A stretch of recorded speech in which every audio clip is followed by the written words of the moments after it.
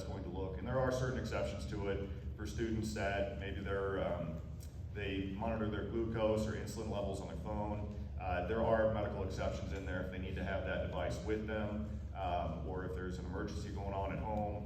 So we put those exceptions in so school districts could be accommodating in those regards. So I think it's a good policy, and I'm glad we got it done. Thank you. One last question that just came in on the topic of education.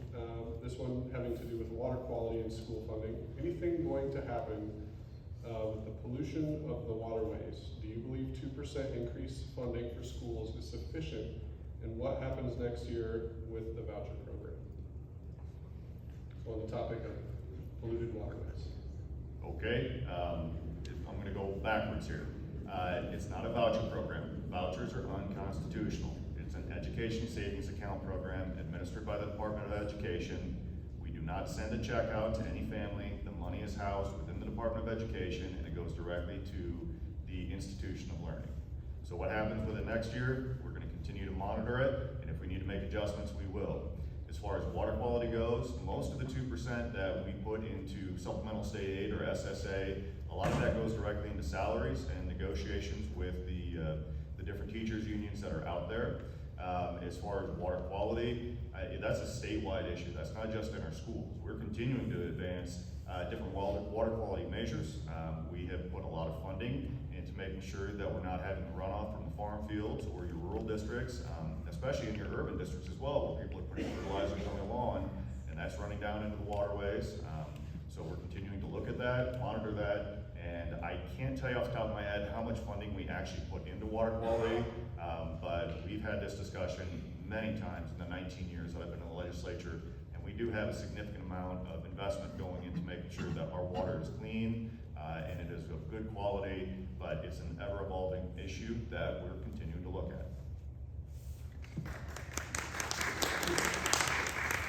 Yeah, we won't retread the field on the plowed field on the education thing. Water quality wise, like Matt said, we actually have, I mean, every year we're dealing with that up there to some extent. I can tell you the biggest topic that we're trying to address behind the scenes right now, in terms of water quality, is just our water treatment plants here across the state. Because of EPA rules and a variety of other things out there, for a town to upgrade, I mean, we're pretty lucky here in Council Bluffs, I gotta say that, because there's a lot of horror stories across the state. For a lot of these, our cities out there, or some of these treatment plants, for them to upgrade those, I mean, it's tens of millions of dollars because of, a lot of things going on at the federal level wise and have been going on for years and everything.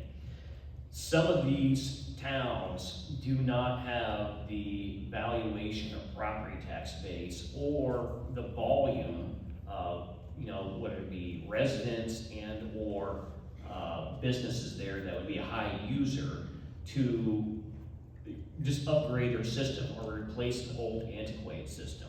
And that's a huge policy concern for us across the state. Iowa Economic Development Authority, there's conversations, they got some bills out there right now, one bill in particular there, trying to figure out how we can lower the interest rates, how we can support some of these upgrades out there for these issues wise, because it's just, if we don't help these treatment plants, then water quality will deteriorate.